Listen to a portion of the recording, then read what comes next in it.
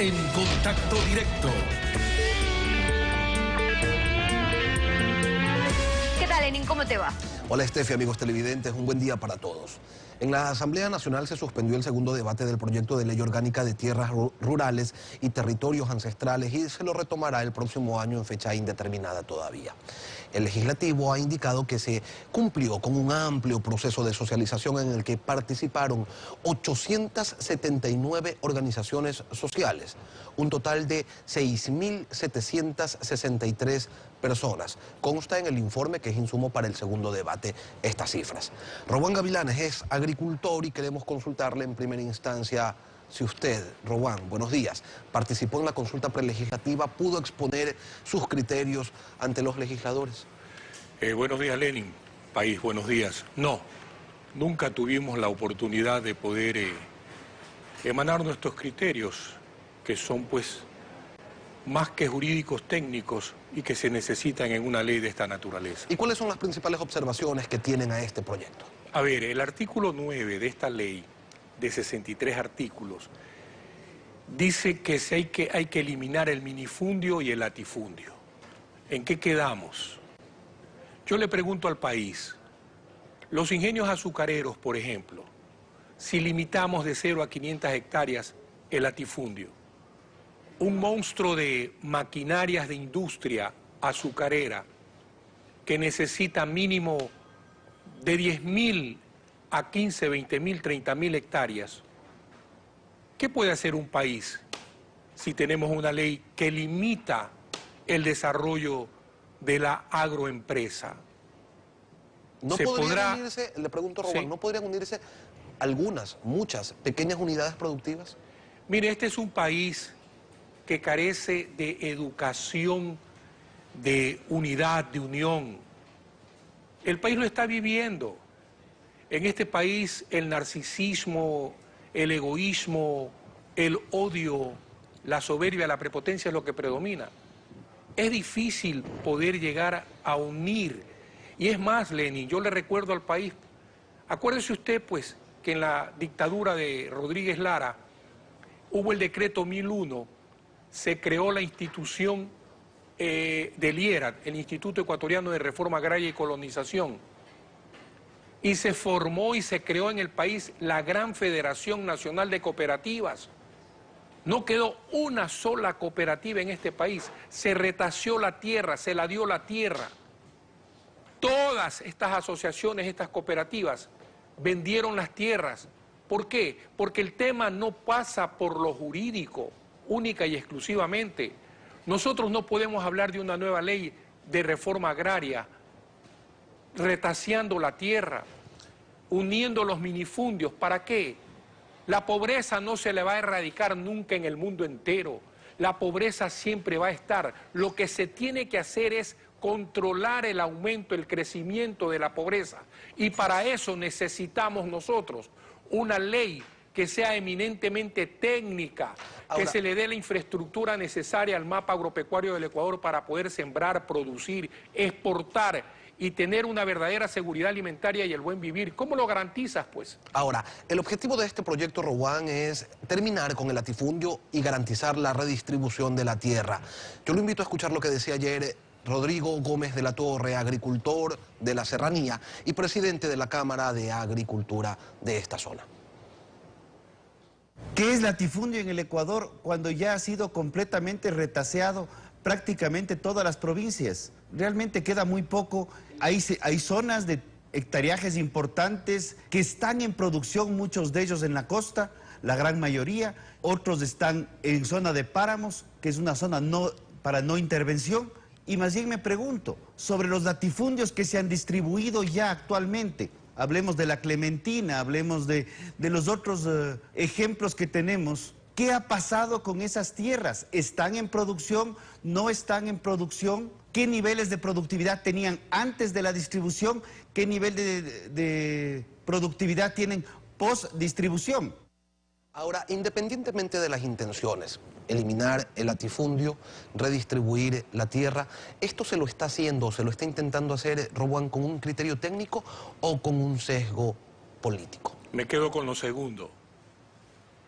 Mire, En un país que es eminentemente agropecuario, no podemos entrar con la politiquería. El hambre no tiene doctrina filosófica política. Las plantas no tienen filosofía ni doctrina política. Yo los invito a debatir públicamente, con altura, para hacer una exposición eminentemente jurídico-técnica, en donde se beneficie el Ecuador entero, el mapa agropecuario del Ecuador. Una cosa que es importante, crear un instituto burocrático como el Fondo Nacional de Tierras. Si ya tienes la Subsecretaría de Tierras y Reforma Agraria, si tienes un Ministerio de Agricultura, Ganadería, Acuacultura y Pesca, yo me pregunto y hago la pregunta pública a la nación entera, ¿cuál es el criterio de la primera autoridad de Agricultura en el Ecuador, del señor Ministro de Agricultura sobre esta ley? ¿Cuál es el criterio del señor Subsecretario de Tierras y Reforma Agraria sobre esta ley? Han participado ellos directamente como primeras autoridades sobre la ley de reforma agraria que hoy está pasando a segundo debate en el Congreso. Yo lo invito al señor Cáceres, creo que es el asambleísta Cáceres de Cotopaxi, a que vayamos a un debate público en donde el Ecuador conozca, porque el rubro agropecuario es un rubro importantísimo.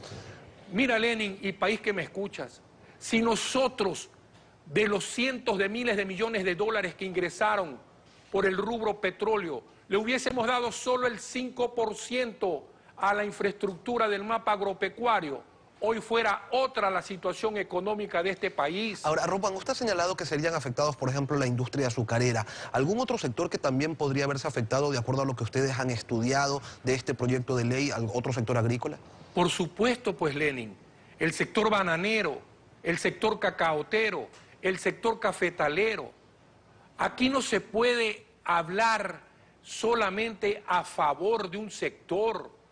Yo apoyo al pequeño agricultor, el país lo conoce, pero ese pequeño agricultor no saldrá de la pobreza solo con entregarle más cantidad de tierras, si no tiene una infraestructura económicamente hablando, si tiene un crédito oportuno, una reforma agraria, tiene que ser integral, completa.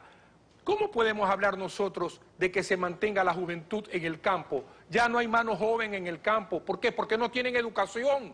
¿Por qué? Porque no tienen caminos vecinales, no tienen puentes. Usted va a Santa Lucía, Palestina, en pleno siglo XXI, no tiene puente para cruzar a los grandes proyectos como Higuerón, El Mate, San Jacinto, Plan América Lomas Daule. Ahora, Rowan, el proyecto no solamente crea el Fondo Nacional de Tierras, sino también la Autoridad Agraria Nacional, que podría generar definiciones en base a criterios que no están todavía del todo claros. Parecería que el problema radica en la discrecionalidad que tendría esta nueva entidad, tomando en cuenta sobre todo que serán ellos quienes van a definir los promedios de productividad y los promedios de producción y de productividad de la tierra, en base a los cuales se va a decidir qué se expropia y qué no. Sobre esta ambigüedad, veamos lo que dijo Rodrigo Gómez de la Torre. Nos preocupa fundamentalmente es la ambigüedad, porque realmente plantea el latifundio que es algo que va a ser definido por la Autoridad Agraria Nacional. No tenemos claridad en qué es la unidad productiva, porque eso se va a definir por cada piso agroecológico. Tenemos miles de pisos, el Ecuador es un país megadiverso. En el caso de Pichincha, si cogemos el Cantón Mejía, solamente entre lo que es Tambillo, que estaría más hacia el norte, y el Chaupi, que está más hacia el sur, Aloasí, que está en el medio, tenemos 3 zonas agroecológicas importantísimas, con diferentes tipos de suelos, diferentes tipos de pendientes, diferentes tipos de clima, por el nivel de lluvias. Entonces, ¿vamos acaso a plantear una ley que se defina niveles de productividad de acuerdo a la cara del cliente? Este ejemplo que planteaba Rodrigo Gómez de la Torre, en el caso de Pichincha, ¿se replica también en la costa? Por supuesto, pues, y es más visible, pues. Si el tema aquí no hay que competir, pues, señores asambleístas, aquí hay que dejar a un lado lo competir y entrar a compartir el problema de fondo que tiene el mapa agropecuario del Ecuador. Así es, yo le pregunto a los señores de la comisión, ¿han analizado los macro y microelementos? ¿Han analizado la ciencia edafológica que estudia los suelos del país?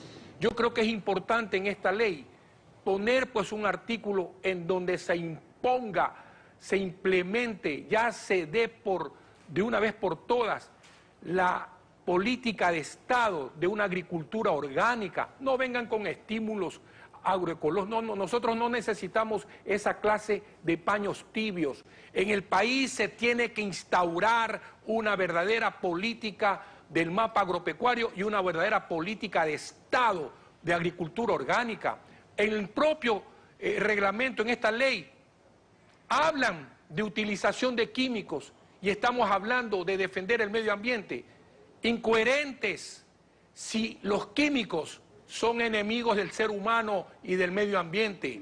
Así no tengan el porcentaje de activo, dañan el medio ambiente y perjudican al ser humano y al suelo. Entonces tiene que ser una ley nuevamente estudiada, analizada. Se necesita la participación de las universidades. ¿Cuál es el criterio de la Universidad Ecuatoriana en un tema de fondo? Entonces yo sí creo que es dable invitar a los miembros de la comisión de esta ley para poderla revisar con técnicos. Aquí el sembrador... Rowan, pero ha habido un proceso un proceso prelegislativo, de consulta prelegislativa bastante amplio. ¿Por qué no se acercaron también? O sea, ¿por qué no se dio el proceso contrario en el que los interesados se acerquen hacia el legislativo y digan, oigan señores, saben que no estamos de acuerdo con esto, hay que corregirlo, no está bien? Vea, Lenin, perdóneme discrepar públicamente con usted. Nunca, así usted haya expuesto que no está de acuerdo por X, Y, Z razón eminentemente probada técnicamente, no se la van a poner. Seamos claros en eso. El país conoce. En esta situación, lo que quieren es estar en contra del exportador, en contra del hombre que siembra en cantidades.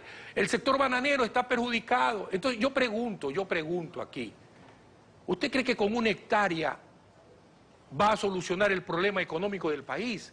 Y es más, fíjese usted, hay cultivos que son intensivos y que se invierte cualquier cantidad de cientos de miles de dinero.